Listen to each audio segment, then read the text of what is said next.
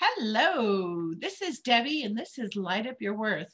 I am back for another amazing episode with one of my other super sparkly, magical friends, Shantini Rajah. And I know that I'm mispronouncing her word, and so I've already asked for forgiveness as I've practiced and practiced. And I gave her my own little word, her own little name many years ago when we met. So we met at a very magical retreat of a super dear friend and mentor, Elysia. And you hear me talk about Elysia a lot because Elysia has the biggest heart, and she put together this retreat. And we were able to meet, me and my sparkly friend were able to meet. And it was one of those connections that you just are drawn into somebody's vortex of wanting their love. And I'm talking about my friend. And she has just had such a magical way of me connecting with myself, with my words and what I'm trying to do in expression, and saw me. She saw me before I saw myself. And so that is such a magical gift for somebody to give you, to hold you in not who they think they want you to be,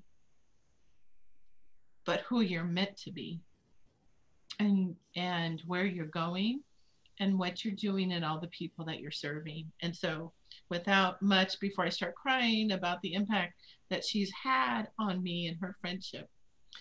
Oh, I'm so happy, sparkly friend, Shantini. I'm so happy you're here. Yeah, I'm so excited. Debbie, thank you for having me. I am just so grateful to be, what you said. Can I just say something about, meeting you? Is that okay? Yes, go ahead. I just want to say that it is so rare, especially today, to meet someone in person for the first time and then become friends on social media. Don't you? Yes, right. Unbelievable. It's like that never happens anymore. That like never ever, like hardly ever happens. And you are so right. I felt so drawn to you, and we got to give each other a real live hug. I mean, how amazing was that, right? So yeah, I know like it was just so meant to be. Our paths are meant to cross. And my heart is full as I hear you say that, and I don't feel I did anything special at all. You have all that magic in you. And I just was like, hey, Debbie, guess what? This is what's in you. And you're like, oh, so it was like so fun and easy because it was already there. I did not say or see anything that wasn't already there. So I just want to say that. But I just love you. I love you, love you, love you. Oh, I love you back. Yeah, we're going to have this big love fest. Some people are like, oh no, hang on. It is, it really shows how we all carry energy. We all carry our vibe. And when the connections are happening at a soul level, and the connections are just so much different than, say, we met at some conference, right? Or learning some technical thing. And then we talk and we're, yeah, that was nice. Like, not that they're not these people, but then when you have these connections at the level of how we form relationships, and those connections, they're so much deeper. And we know, like, I know without a fact that we just reconnected here in this lifeline. That we've already had been connected multiple times. And so it was just the timing for us to be able to connect here. And so, and I think when we're meeting people that we're supposed to meet, who are part of our soul's path here in our blueprint that has been clearly mapped out, that we were meant to connect. And so I want to know is, and I don't know any of this, so I'm like so excited to hear about it, is that, the person I met, gosh, we're coming on 4 years since that retreat. And so, it was just so beautiful. And how did you start this path over? And I think I want to put a disclaimer too, that people know that you are in I know you're in Asia. Yeah. And I don't want to point out where you are, but it's Southeast Asia, right? Southeast. Yeah. Okay. Yes. All right. So, so that's what makes it so amazing, that they don't understand why it was so cool, like how we met, like different parts of the world. And I used Yeah. to travel frequently to Asia, and we could have actually passed each other, Who knows, on the right? street, right? Like, who knew? And so I am really curious to know how you came to come to this whole spiritual side of yourself, and that journey of how you're here. Well, I'm from Asia, and in Asia, there's this culture, our culture, and this and society here is very open to spiritual work, and what might be considered woo in a lot of other parts of the world is like, oh, that's just what we do every day here. So it's like no biggie. So if you pulled out a deck of cards, for example, or an oracle deck, in the middle of this like party with a whole bunch of people and some of whom you don't know, and you did it here in Asia, some people might be like, oh, what's that? And they'll be like, oh, perhaps some people would believe in it and think, oh, this is something that I want to know more about. Some people might be like, that's not for me. But there's really no real resistance. You wouldn't feel afraid or kind of like nervous about doing that. It's fine to be a person who loves crystals and who likes oracle decks and who does energy work. People whether they believe in it or not, they are accepting of it. Let's put it that way. They're much more accepting of it. So I grew up with it, is what I want to say. I grew up with all of this. I'm a Hindu. And in our household, we prayed at the altar every day. We had like the good times, so to speak. A literal translation from Tamil, which is one of the languages I speak, is you would look at what would be a good time to get married, like the time and the date. You didn't just like pick that off the calendar. Yeah. Really? Yes, it's interesting, right? You would see the priest at the temple, and you would ask him for his input. They'd check with the astrology guy who's like the expert on it, and they would check your birth date and your husband to be or wife to be's birth date, and then they would check as to, okay, what's a good time to begin this journey together in marriage, and then they would give you a couple of dates and times, and then and sometimes it's just one, and you just have to do it. I mean, that's how they did it. And that's why some people here get married like at 7 a.m. There's wedding ceremonies at 7 a.m. in the morning, which is kind of unusual because it's a good time, So yeah, so that's all to say that I wouldn't say that I came to the path. I would say that it's more like I was born into it, into that spiritual. Yeah. I love that. Born into it. Like I had the Lady Gaga song come to me, I was born this way, right? Like this acceptance. This is just like this is just how it simply is. It just is.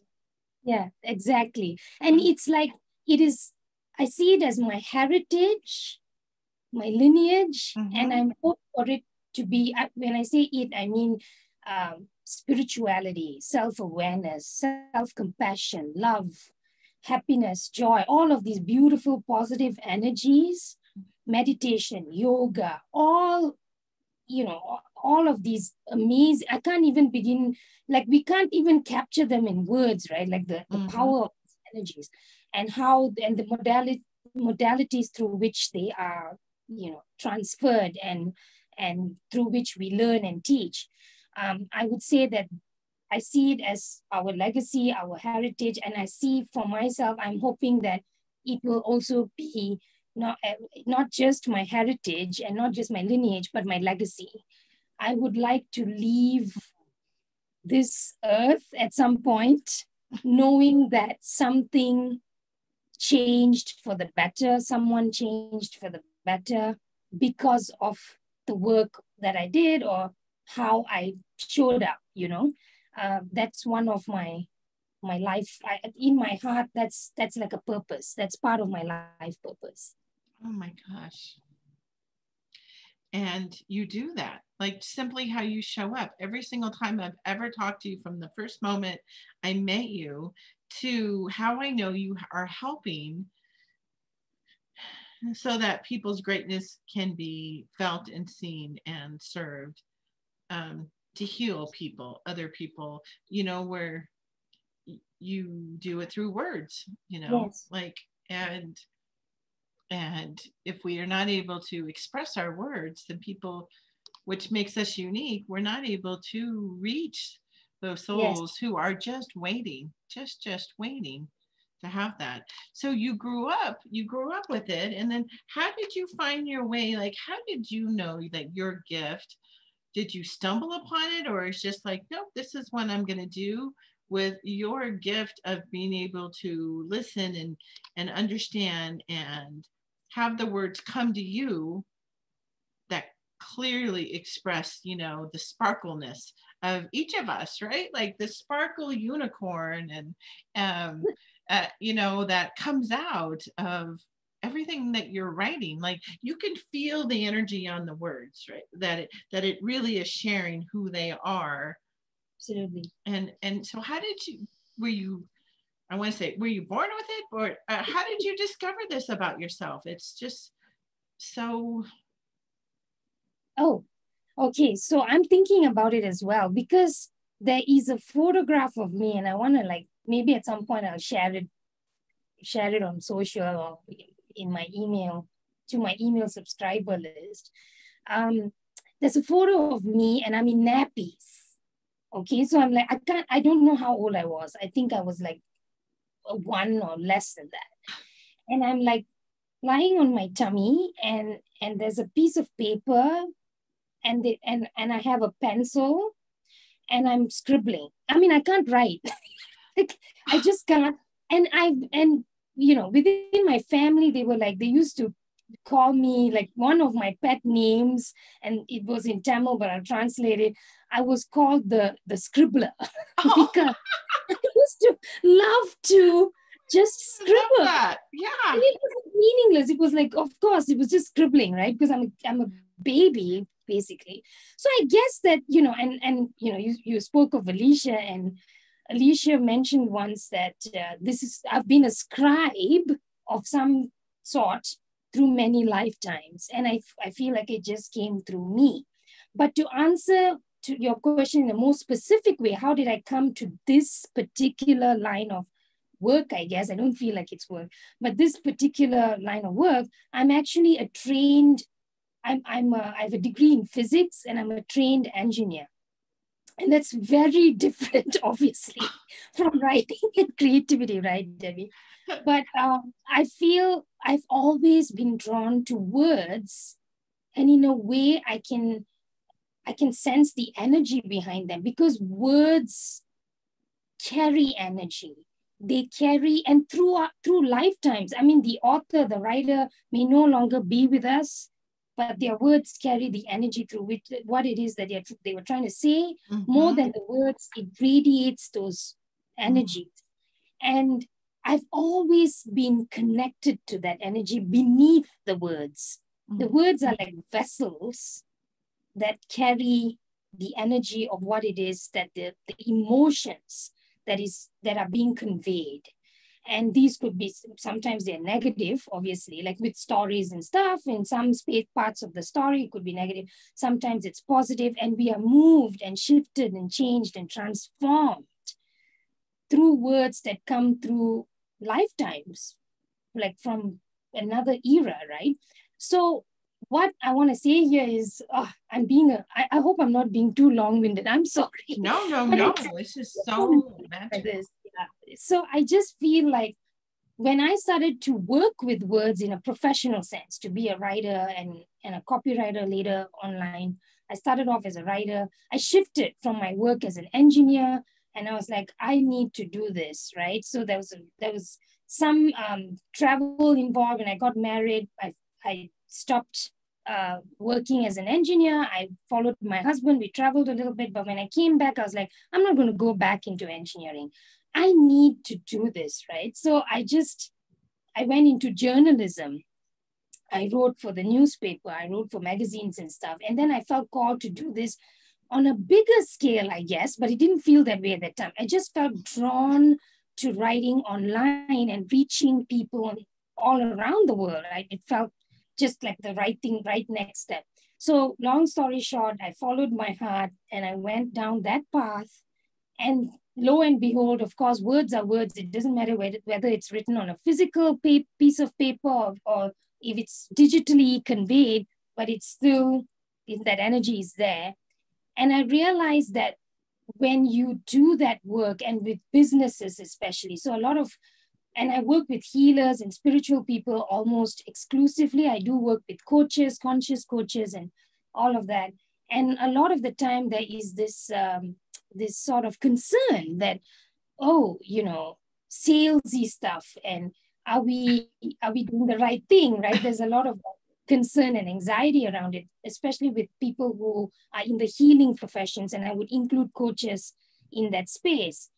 And there is a way to write and sell. I would use the word sell here in a way that is inviting and loving and nurturing, and to be able to receive that money and that cash and create wealth in a way that is beautiful and abundant, using words that carry that energy from your heart. So that is what I have found to be true. I have discovered that this is true no matter how big or small the business is. It is about radiating the energies of your heart through your words. And of course, you do need to, your words do need to obviously make sense. There's a sequence, there's a logic, there's a framework, especially with copywriting, when we're talking about things like sales pages and emails and all of that, your reader must understand. And there are some frameworks that fit into that space, but what you pour into that framework, what you pour into that container is all you. It comes from the heart.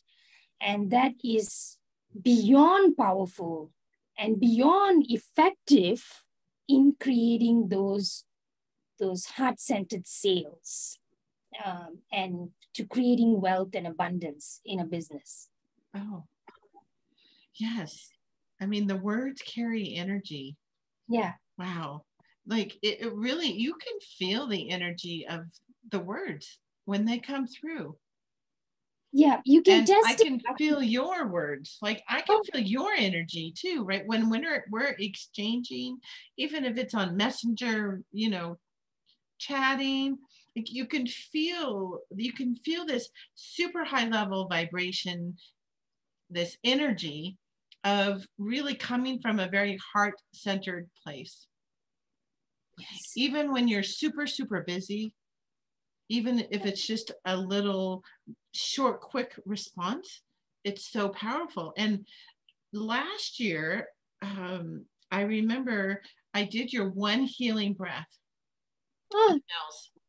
And every day I was able to open up these emails. The whole world's shifting all around us. And I had these emails to open up every day that had, oh my gosh, these beautiful artistic pictures and words. And they were profound and easy and quick. And yet you could feel the energy come through the email and the cards. And it was incredible. And, connecting that whole words, being able to radiate the words and the feelings that are behind the words. And Exactly. I love that you were able to be that scriber, right? The scribbler with from being so small, and then and then being able to transition into this area. Now, when you had studied to become this engineer, my goodness, like that's a lot of work just to get where you were, and then to make the travel and then come back and say, okay, now this is what I'm going to do. Like, how was that received? Was it something that you're like, okay, well, we know that she's going to do this, we know she'll be good because it's coming through her? I mean, how is that? How would you explain that to somebody who may not understand that intuitive feeling that you obviously had and received? Oh, I feel like we can, when it comes to that intuitive, and oh, Debbie, that's good that you brought that up, because I want to also talk about that piece, that in following your intuitive inner, like that inner wisdom that we have. So I didn't, my method, my path of following my intuition isn't, let me just put it this way, I just don't have the what you may call it, the level of courage to just drop everything and just start something new. That's just that would totally freak me out. So what I did was I like to introduce myself into a new space when I feel that calling. So we all have it. We all know when we may not know what we're going to do, but we know when we don't want to do something. So that's actually a really good start to, like, because I knew that, I was okay in engineering. It was fine. It paid well and all of that stuff. And also to be a woman engineer, when engineering at that time was like kind of like I think it still kind of is a guy thing, like, and I didn't want to let that go easily, because, it was rare, it was special. But I did feel like that wasn't for me, it wasn't something that, I love the name of your podcast, and that's coming to mind. It didn't light up my worth. It did not. It didn't. I didn't feel like that's me. So because of the fact that in my case anyway, I always loved words and writing and all of that stuff. And I used to do my own writing and my own journaling, private stuff just for me. And I thought, I'm going to try to move into this gently. So what I used to do was I would write on my own. I would connect with it, with this piece, this part of myself, this hidden part of myself, on my own. I would read a lot. I would write on all by myself. I didn't think of it as, oh, this is going to be the next career it wasn't a sequential thing in that sense. Mm-hmm. It just so happened that when I came back from my travels, to give you a little bit more context, someone I know said, oh, that they're looking for a junior reporter for the local paper. And it was, Debbie, honestly, it was a huge pay cut. It was like, I could barely live on that, at that time. It was like, oh man, it was just so, it was a huge difference. It was night and day. But, I felt, I'm going to try it. I'm going to give myself some time to try it, because I wasn't even sure if I would be able to do it, right? As a professional, to write as a professional. So that's what I did. I gave myself little baby steps. I didn't have like this goal that said, oh, I've got to make this work. This is my career. I have to become a writer. I never said that. I was just like, I'm going to try it. If it doesn't work, I'm going to look at the next step. So that's kind of how with me, and how I follow my intuition. It's gentle steps. It's not a leap into something new and then telling myself, got to make it work, because that's going to bring up a lot of anxiety for me. And I don't do it that way. I don't know if that's helpful for everyone. And I really admire people. I know people, and I admire those who just take this leap. And very often, in fact, almost everyone I know have taken a huge leap has made it a success because they are following the path of the heart, as I like to say. So that always works out. But if that's not for you, I would say take little steps. Maybe even like don't feel like you got to change your career, but just contribute, be a contributing writer to a magazine. Try getting your, and now with blogs and stuff, you can like have your own blog and do it that way. So yeah, so that's how I did it. Oh, In that space, with that transition. Yeah, because I think the transition is the part, right? Like you're half the old and you're half the new. You're not really, I call fully baked, is one of my silly expressions, right? You're in this transformation, and I've seen it with, I'm a Lean Six Sigma sensei, master, whatever you want to call it, engineering. So, and I would travel to Asia. So I knew like the engineering, it was all men, like 200 men, there might be maybe one or two women. And throughout Asia, I think I had 13 sites in Asia that I was managing. And so I saw firsthand what you're talking about, like it was quite the accomplishment to have made it there. Yes. And so to take that and go, okay, now I'm going to go over here and sounds crazy. It has, even though spirituality is, accepted. Yeah. Culturally too, there's a lot of pressure to succeed. That's, and if you're smart and you go to school and you're provided, then you're going to succeed, and you have some of that as well. And so to be able to then tune into your heart and your own tuition and make those steps to happen, to turn into the butterfly, of what we have to go through. We have to be in that cocoon where we're super vulnerable. And we know, but we don't know how it's all going to look like, and that trust factor. And, I love that story of your transition because, I just met the butterfly, right? Like, I mean, I knew you were smart, right? But then having achieved such a level of success, and then to go, I'm going to follow what I know to be true, and then to keep following it and trusting that path and letting it evolve. I don't know if I could say, letting it happen, letting it occur without trying to put too much pressure on it, too much expectations.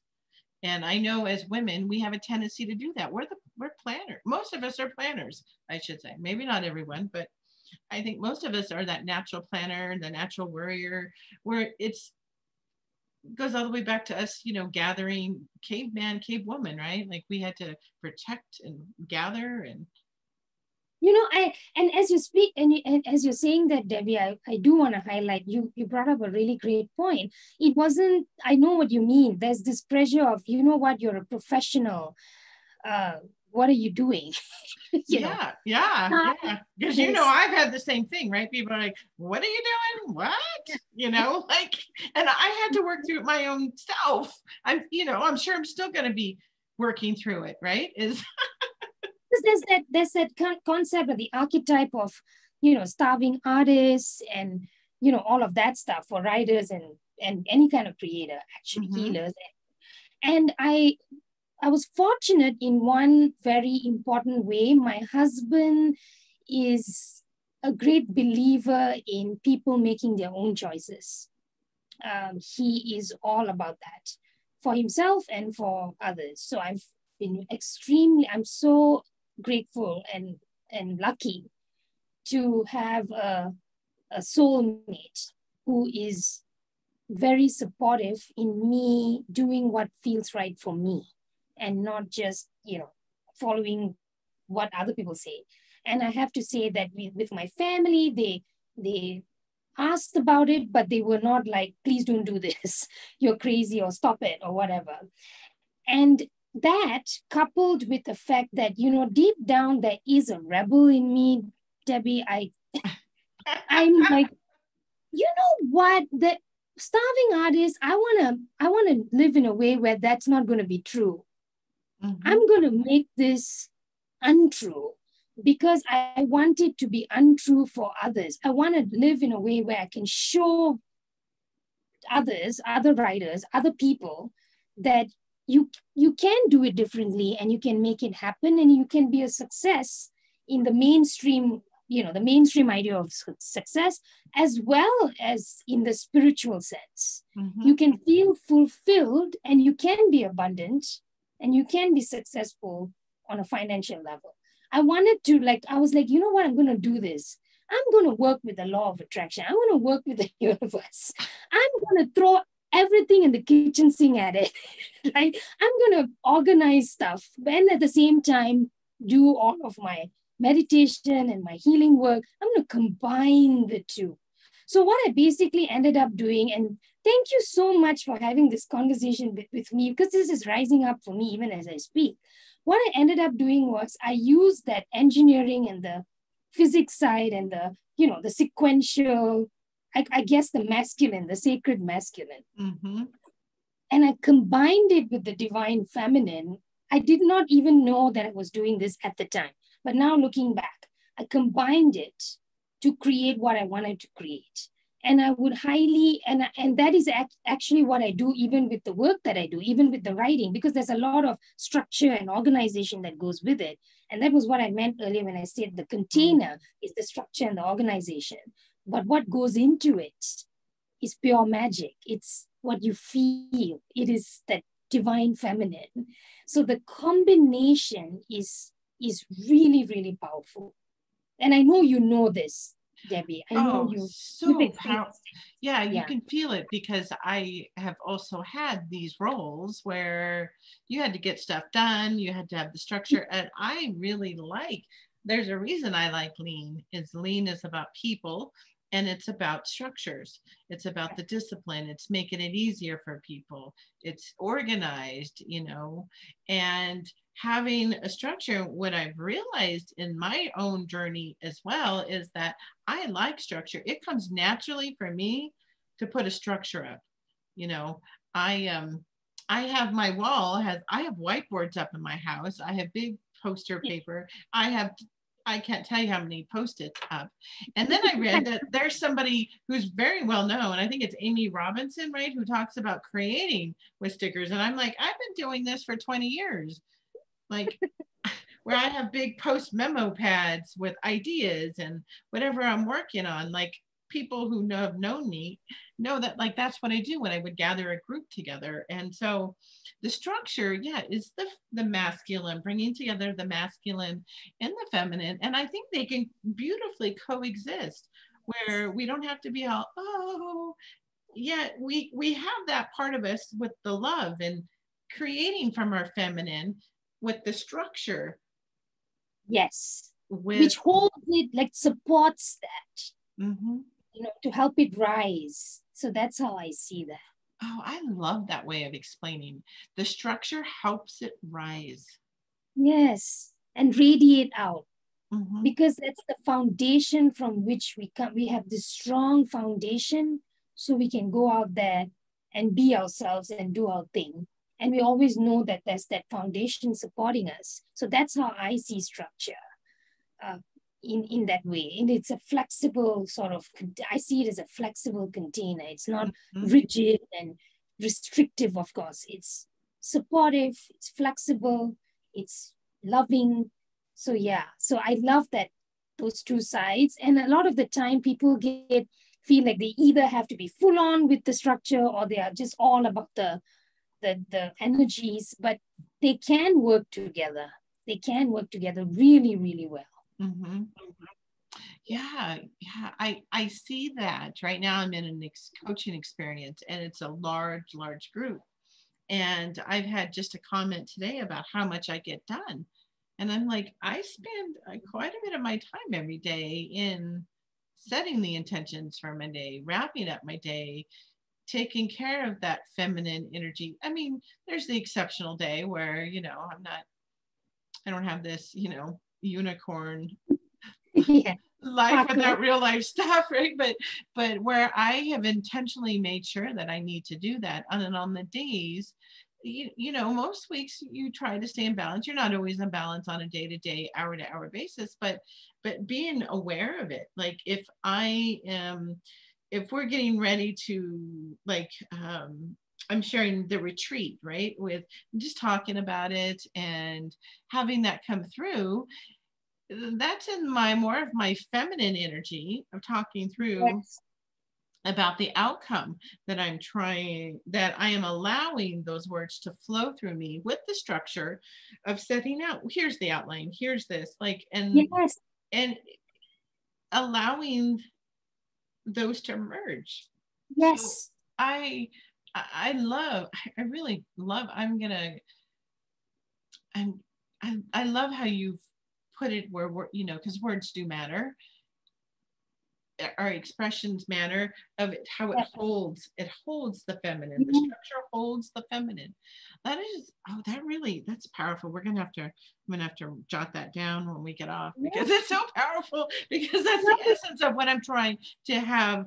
That's really like the outcome of the retreat at Tahoe next year, is to hold and help people, because we've become so far into that masculine, and it shows up with, you know, we lose track of, like, having joy and laughter and play, Yes. and how we create, and we end up exhausted and Depleted and drained. depleted, adrenal fatigue, and then, you know, how many other health issues, or it just goes on and on. But I wanted to switch gears, because I want what now, who do you, with your legacy that you are building, of all of the love that you're spreading through words, how does that look? So if somebody's like, oh, well, what does she actually do? So, because we've been talking and I didn't even allow you time to say, what does she do? So much. I'm a blonde. There's my disclosure. There's my blonde moment for this hour or this day. I'm like, it just shows that we are having such a good time, and we are like whatever, let it come through, let it do its thing. Mm-hmm. Oh, okay. So what do I do? Oh, that's a big question, actually. So there's like a few things. So I do intuitive spiritual expression coaching work, which is part of what we did together, Debbie, where I help people, I see people in their best possible, the deepest essence of who the person is, and the highest and biggest, boldest, most beautiful version of this person. And I help them channel all of that through words. And I work mostly with women, spiritual entrepreneurs, conscious coaches, and people in that space, healers and writers and things like that. So I help them. When I say coaching, I mean, like, we get together and then we look at what is the messaging, how do they want to show up, what is their messaging. It could go from anything from coming up with names or titles for or names for their courses and programs, all the way to outlining a webinar. You know, it's a very flexible and custom experience. So that's one thing that I do. The other piece is I am an intuitive copywriter, and I work with clients, and I write, I help them write their copy. So it's like emails and sales pages. And I just want to quickly say, as we were speaking earlier, Debbie, do you know that a sales page has a masculine and a feminine in it? Sales pages carry masculine. It's hidden. It's not obvious to if you just read it, you know, but there is. And that's actually part of what I want to teach as well, because that my heart is in teaching. I love teaching. So I do want to bring that approach, that lens of seeing the spirituality that is hidden in sales, in business, in making money, in helping and serving people. Because a lot of the time we do tend to naturally separate them. Spirituality and money don't belong, it feels like they're two different things. A lot of the time there are hidden beliefs even around as we know, right, Debbie, where it's like, oh, money is, should I charge for my services? Oh, this is like, all of that stuff. And I want to say, you can bring them together even on a sales page, naturally on a sales page, organically. You don't even have to try doing this. There is a masculine and feminine energy. So that's part of what I want to teach. I have this technique called the intuitive emotional writing technique. Ooh. That teaches people what I do, which is to, which is to kind of insert in a natural and organic way to kind of allow the energy of your emotion to flow into the words that you write. So when people read it, they receive that energy. They feel that energy of what it is that you are, putting out there. And through the words carry the energy. The words are important, but the energy is conveyed. So that's part of what I'm doing. I'm building out, so what I want to do right now is I have already created actually a course around the intuitive spiritual writing technique. I haven't shared it yet. It's called the Divine Invite. It's actually about sales writing and copywriting, but done in a way that is aligned with spiritual values. And that actually does do the work of receiving, connecting with the right audience and the ideal clients and customers, and having them feel like they're invited to join you rather than, the direct sales way, which can be a little bit harsh and pushy. So that's part of what it is that I'm doing. And of course, the third thing, as you can see, I have a lot. To say that I'm multi-passionate is like putting it mildly. So the one healing breath, which you mentioned, and I'm so happy. I love that you enjoyed it, Debbie. So one healing breath is my passion project. I'm creating a card deck out of it, a physical deck. Currently, it's a digital series. It's online. It's on my website, and it's free. So what happens there is, as you know, Debbie, it's like you sign up and you receive one breath a day. So what the idea behind it is to cultivate self-awareness, self-love, self-compassion, and to take one moment, the time that it takes to take a breath and to receive that positive energy. So you have one healing breath of magnificence, one healing breath of purity, one healing breath of love, one healing breath of creativity. So they're all positive energies, obviously, and there's 100 of them. So each image is unique. It's an activated image. So when you receive the email, you open it up, the image is there, and you're connecting in, you can connect into it and just have that intention of receiving the energy, and then you take that breath.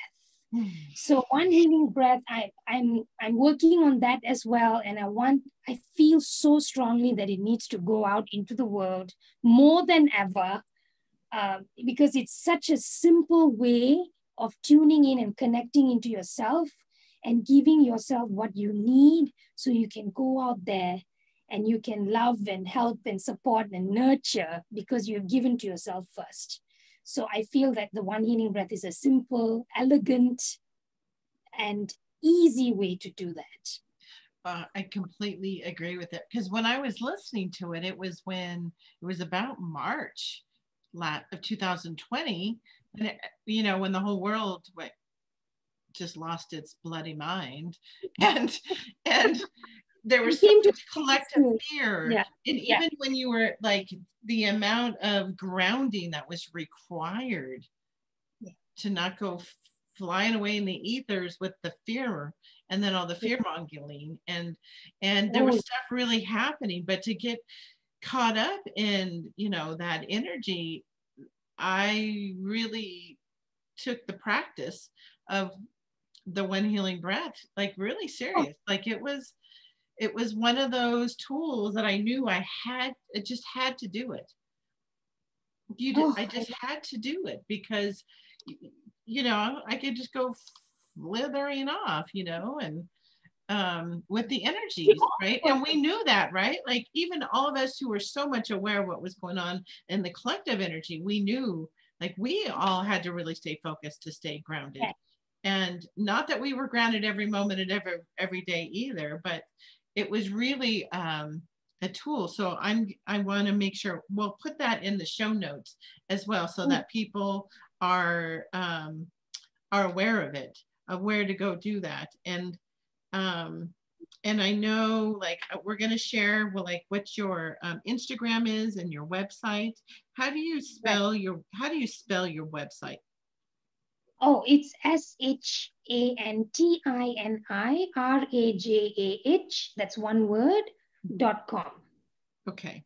And that's your same handle for Instagram as well as Facebook. on Facebook. So I'll keep that in the show notes so that people can reach out. Highly recommend people sign up for the When Healing Breath. And I know that once the cards are there too, is that in the Light Up Your Worth membership, every month I highlight Debbie's favorite things. Oh, I love and so that. 1 month it will be highlighted in there, so people are aware of it, that they will also see it in the membership of highlighting my favorite things. So if Oprah can do it, we can do it.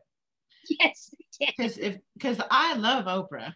And if you haven't seen, I've met Oprah, and I'm so happy to say that, right? Me and 10,000 people that day, but I did meet her, and I have a picture of the two glorious 2 minutes that I got to hug her and feel her energy.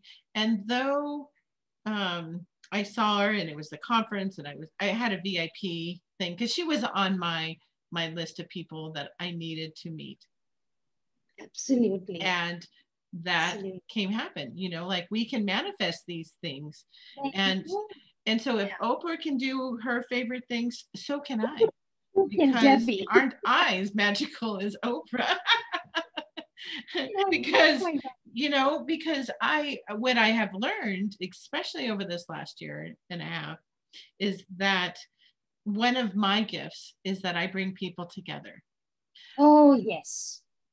You are the nucleus, you're the heart of all of it. And I have been blessed, and sometimes I feel blessed in a lot more people of knowing. I know so many amazing friends like yourself who are doing amazing things. And I think connecting and having people find each other, if I'm able to clear up some of the fog so that they can see, they know they're looking, right? And they don't know, but they're going to hear, somebody's going to be listening to this podcast and they're going to say, oh my gosh, like if they've read Connecting to Your Money workshop, like a majority of that was me working with you, right? Like my bio, like being able to put that in words where it truly represents who I am. Though I wrote it, you helped me, and you helped, like where I felt it. And when people read it and they signed up for it, and it wasn't a high dollar item, but they were connected. They said they could feel me when they read it. Oh, wow. That's when you know that it's coming through you. So the words flow through you and they represent you. Oh, that's perfect. That is what we want to hear. I love that. And I know that's our collaboration, our partnership. And so somebody is going to be listening and go, oh,